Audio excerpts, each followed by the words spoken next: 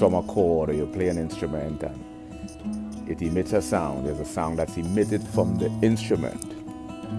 You know. So what determines the amplitude? Physics of sound. Some syntactical context and vague. Strum a chord or you play an instrument and vaguely inexplicable. it emits a sound. There's a sound that's emitted from the instrument.